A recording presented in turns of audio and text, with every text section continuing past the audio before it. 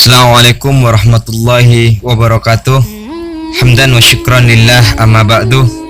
Sedikit tentang kisah Gus Maksum Lirboyo yang kami kutip dari beberapa laman. Kediri, Kiai Haji Maksum Jauhari adalah legenda di Pondok Pesantren Lirboyo Kediri. Selain mengajar ilmu agama, Gus Maksum juga dikenal sebagai pendekar pilih tanding di tanah air.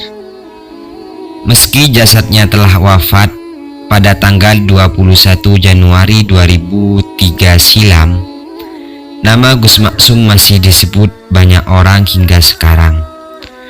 Gus Maksum adalah ikon kejayaan ilmu bela diri santri Pondok Pesantren Lirboyo. Ajang pertarungan silat pencak dor menjadi salah satu monumen kenangannya ditinggalkan Gus Maksum semasa hidupnya.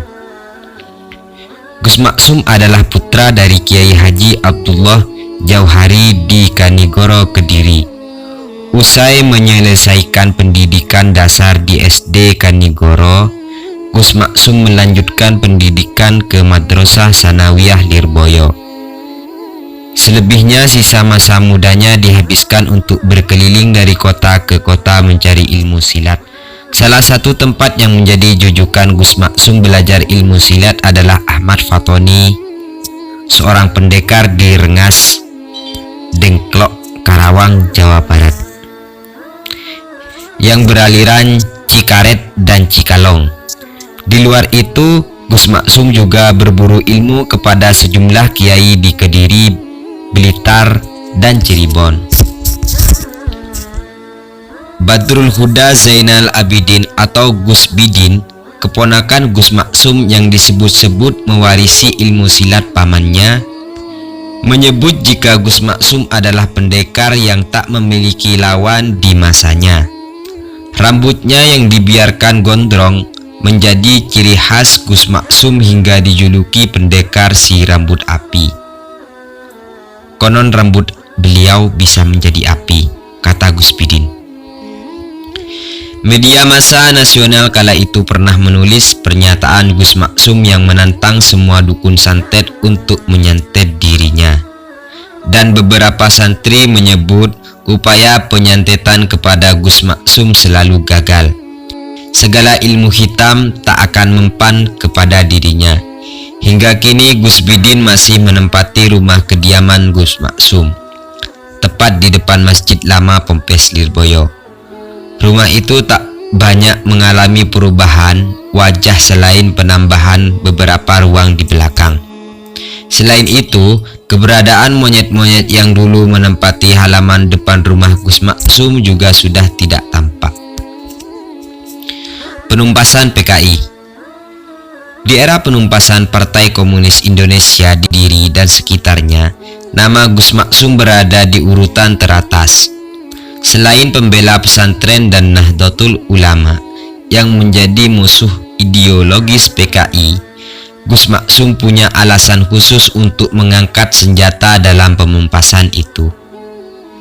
Pondok pesantren milik ayahnya di Kanigoro, Kecamatan Kras, Kabupaten Kediri pernah diserbu oleh massa PKI. Bahkan di masjid pondok yang tengah dipergunakan kegiatan oleh aktivis Islam yang bergabung dalam Pelajar Islam Indonesia (PPI). Kala itu mereka sedang menggelar kegiatan mental training mantra di Kanigoro. Menurut Sari Emi Ngahayu dalam Sisi Senyap Politik Bising 2007 84-86, Kanigoro terkenal sebagai basis PKI. Kawasan ini penghasil tebu untuk pabrik gula Ngadirejo. Buruh tani di sana kebanyakan berafiliasi dengan Barisan Tani Indonesia (BTI). Di masa itu, gerakan dan mobilisasi partai politik makin meningkat, baik berupa kampanye maupun pawai. Suatu pagi, usai menjalankan sahur di bulan Ramadan, massa PKI tiba-tiba merangsek ke sekitar Masjid Kiai Haji Abdullah Jauhari. Mereka menyisir perumahan warga untuk mencari peserta PII yang menginap di rumah warga. Sebagian massa menyerbu masjid dan melempar serta menginjak-injak Al-Quran. Tak hanya itu, peserta PII dan Kiai Abdullah Jauhari juga diarak menuju kantor polisi sektor. Setelah situasi reda, mereka kembali dipulangkan ke tempat asal. Perilaku massa PKI kepada ayahnya ini menjadi salah satu kemarahan Gus Maksum. Dalam peristiwa penumpasan PKI tersebut, almarhum Kiai Haji Idris Marzuki pernah menyampaikan jika kala dirinya berbagi tugas dengan Gus Maksum. Kiai Idris Marzuki bertanggung jawab atas kelangsungan pendidikan pondok, sedangkan Gus Maksum berperang menumpas PKI dengan dibantu TNI. Kiai Wong Cilik. Meski berstatus pengasuh di pondok pesantren Lirboyo, Gus Maksum tak pernah memutus jarak dengan masyarakat di luar pondok. Setiap hari tamunya berasal dari berbagai kalangan, mulai dari pejabat, politisi, hingga masyarakat biasa. Dan hebatnya, Gus Maksum tak pernah memberi perlakuan istimewa kepada tamu-tamu penting. Semua harus antri sesuai kedatangannya. Semasa hidup, Gus Maksum juga tak dikenal sebagai kiai pondok.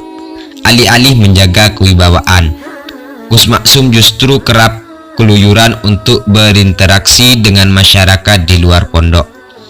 Setiap kedatangan Gus Maksum seperti karomah bagi siapapun yang dikunjungi untuk mengadukan persoalan sehari-hari, mulai usaha bangkrut, terlilit hutang, punya musuh, konflik rumah tangga, suami penjudi, dan lain sebagainya berkelindan di tangan Gus Maksum. Beliau juga tak segan meresmikan musola kecil di dalam gang, meski kala itu pergaulannya sudah di jalan elit. Kedatangan Gus Maksum selalu dielulukan masyarakat. Gus Maksum tak hanya menjadi pemilik pondok Lirboyo, tetapi seluruh lapisan masyarakat yang mengenalnya. Tradisi Pancak Dor.